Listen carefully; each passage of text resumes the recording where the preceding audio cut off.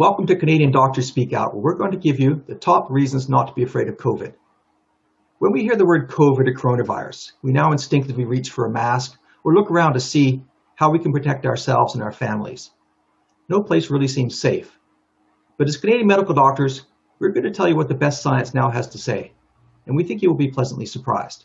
On the TV, we hear cases, which would frighten anyone, but cases are not necessarily symptomatic people, and the vast majority have few or really no symptoms of being sick. They just have a positive PCR swab test. Research now shows that the PCR test is practically worthless. Only 3% of patients with a positive test actually have the COVID virus.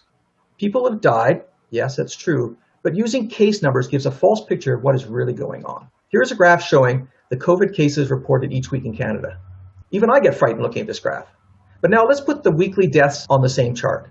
Where are all the deaths that we would expect to follow the cases curve? Something is really fishy here. Let's look at yearly deaths in Canada from 2001. It's pretty hard to show that we've even had a pandemic. The slight increase in 2020 was probably due to an aging population. But aren't hospital intensive care units overloaded with COVID patients? If we look at the Ontario Intensive Care Unit data, there are fewer patients in the ICU in 2020 than in each of the previous 3 years. The CDC's own data compares COVID to seasonal flu. In children, COVID illness is so mild, their death rate is statistically 0. For people under 50, the infection survival rate is greater than 99.98%. And for those over 70, it is 94.6%.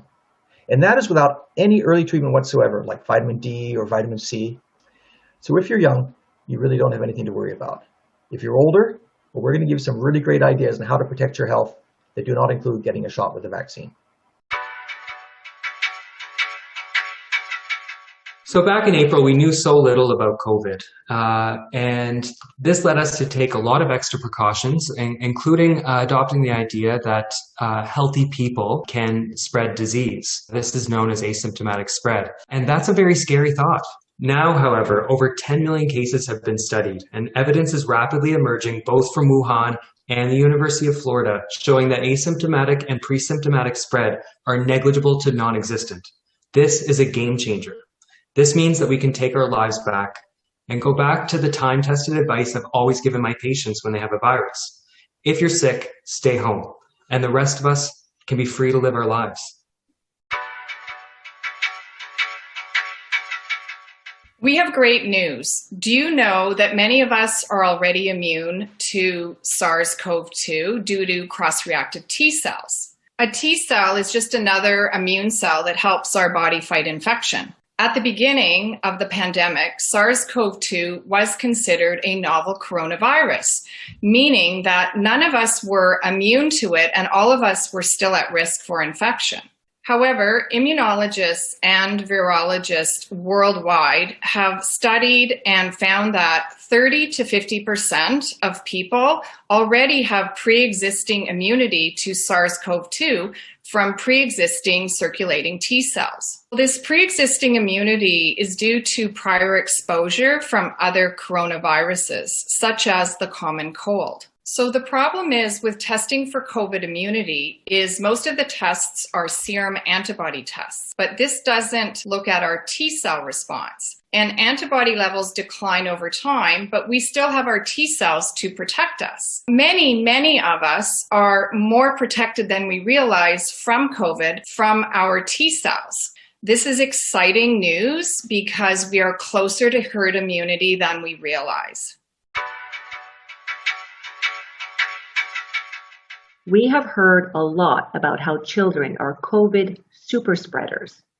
Terrified, we have shut down our schools, covered our children's beautiful faces with masks, and stopped them from playing with one another. Many teachers are too scared to even step foot into a classroom. But the science shows that none of this is warranted. If children do get COVID-19, they might not even show any symptoms. And if they do, they're usually mild, and they're not the drivers of the pandemic. Epidemiological data shows that the disease follows a much milder course in children compared to adults. Since the pandemic began, only 4 people under the age of 19 have died with COVID in all of Canada. That's 4 out of 8 million children and teenagers. By comparison, 10 children died of influenza in the 2018 to 2019 flu season. Influenza has killed more children annually than COVID-19. An overwhelming number of peer-reviewed studies now show children, especially those under the age of 10, are not a significant factor in the transmission of COVID. Studies in the UK, Australia, Switzerland, France, and Norway have shown that there is minimal child-to-child and child-to-adult transmission in schools. A study in The Lancet also showed that closing schools was never medically warranted. A German study of parents and their children showed that parents are way more likely to infect their children rather than the other way around. When we look at the large and growing body of scientific evidence, we can put the fear behind us and let our children be children again. They can go to school, play, be with their friends, and do the things they love. It's time we give our children their life and childhood back. I am not afraid of this coronavirus, and you do not need to be afraid either. We've evolved with these respiratory viruses over thousands and thousands of years, and we've developed a highly intelligent and very sophisticated immune system. We support and strengthen our immune system when we eat nutritious food, when we engage in physical activity, when we spend time in nature and feel supported by life. Vitamin D is a critical nutrient for our immune system. When we supplement with vitamin C, with zinc, with magnesium, our immune system is primed and ready to go. In spite of suboptimal diets and widespread vitamin D deficiencies, most people who encounter the coronavirus do not require hospitalizations, but are able to manage their symptoms at home. I myself had COVID-19 11 months ago, and I responded to the early viral symptoms the way I always do. I took vitamin D, 60,000 international units each day until the symptoms were gone. It took 2 days. The fact that I am here talking to you is proof that our bodies know what to do.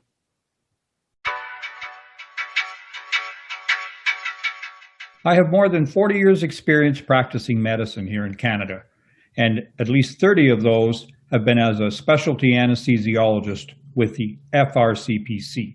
Anesthesiologists are well accepted as clinical pharmacologists by other physicians because we know the risk-benefit ratio about drugs. In addition, safe and long experienced use of older drugs can be very useful in combating a new problem, such as COVID. With this in mind and reviewing the literature, I treat my patients with early COVID-19 with quercetin, zinc, vitamin C, vitamin D. If you're able to get a prescription, hydroxychloroquine, and azithromycin. In addition, I have used ivermectin for post-COVID symptoms with some success. If needed, oxygen supplementation with nasal specs, often based on what your personal oximeter, which I recommend, says for you. In all of the patients that I have treated, this regimen has worked for them and they have not needed hospitalization. I myself had COVID-19 in November last year. Taking these agents, as I've listed, was incredibly helpful for me, and I recovered within 7 to 10 days. In summary, I would like to have you let go of the fear. It does not serve us. There are many things that we can do for ourselves, and then we've got the hospital as backup. Many of us have heard about something that is designed to scare the living daylights out of you. It's something we're hearing 24/7 bump through your television set. And that's the possibility of dangerous variants. Now here's something that will surprise you. One slight variant was artificially created after a lot of hard work in a mouse study. The so-called variants had never been found in humans. This was followed by some papers with mathematical modeling and coding, not real-life observation. This was simply guesswork about spread and severity, not real research with human beings. That is the sole foundation of all you're hearing about on the TV. Viruses naturally change over time and new strains emerge. Since a virus cannot live alone but depends upon human cells to live, it makes evolutionary sense that it will become less dangerous, not more so over time. If it becomes more easily spread, but less likely to make you really sick, then that is a good natural progression towards herd immunity. The COVID virus is no different. Over all the time we have studied viruses, that is what they have always done. Adapt to humans as humans adapt to them. We can all relax, since viruses always become less likely to cause harm as time goes on. When you put it all together, there are so many reasons not to be afraid of COVID. When we honestly evaluate the COVID evidence and stop being fearful, we can start living life fully, become a joyful member of our family and community again. Hiding inside your home and avoiding people, it's not necessary. Humans are social creatures and do not do well in isolation. For one thing, both solitary confinement and fear are harmful to your immune system. 4 hugs a day are indeed the minimum. So make sure your nutrition is good and don't forget to take vitamin D in the wintertime to optimize your immune system.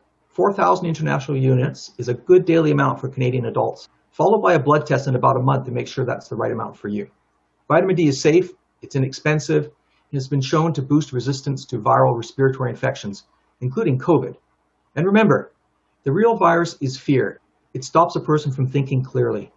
Now is the time to turn off your TV set and learn how to do some reasoning for yourself. It doesn't take a doctor or even a rocket scientist to figure it out. Just look out your own front door and see what is really happening. The evidence is clear. You do not need to be afraid of a little COVID virus.